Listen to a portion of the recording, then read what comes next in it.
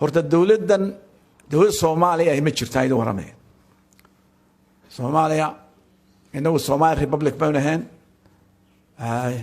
Somaliland marka 19 ma ku dhawaaqnay kala soo noqonay dawladnimadii midnimadii 2020kii bay ilaahay federal state bar sameysana qabaa'il ku sameysan shan dawlad goboleed oo qabaa'il ku sameysan shantii wada ogto maanta ma wada fakshan gareynayaan dawladda dhexe tamada la baxday ee farmaajo madaxweyne ka yahay ma dhaafsana Muqdisho 3 kilomitir gudaheeda lacagtan laga sii deynayaa maanta lacag ay Soomaali ay isticmaali karto ma Soomaali isticmaali karto laana waxa ka fiican ka horeysa lacagta nabadda ka horeysa in nabad oo lacagta meel lagu isticmaali karo lagu hormarinay jirta dawa ogtiina meel lagu hormarin karo ma jirto wadadii islahaadis Turkigu ee afkooda waa la joojiyay nabadgelyo xumaanteed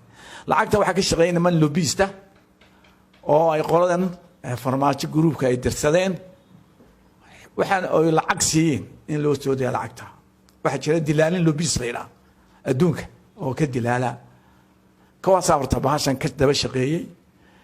yani condition wanaagsan oo maanta Soomaali lacag lagu siiyana hadda cid la siiyo Soomaaliland baan la siiyaa oo nabadgelyo maanta iyo development u baxday waxa weeye lacagta waxa lagu talagalay in ku campaign gareeyaan yararka fiila Soomaali qabsaday in ku campaign gareeyaan lana dawlad aan dadkeedii ka wakiilahayn oo sharcigeedu ku socon Soomaali Itaaliya ku socon in oo 8 bilood u harsan tahay in ay hadda lacag loo sii deynaya lacagtuna ma hala sii waa amaah kale waa amaah dul saaran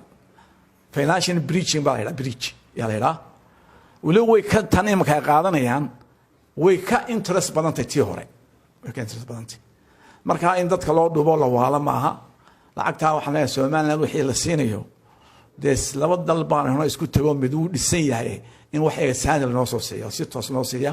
ayaan taa ku kaana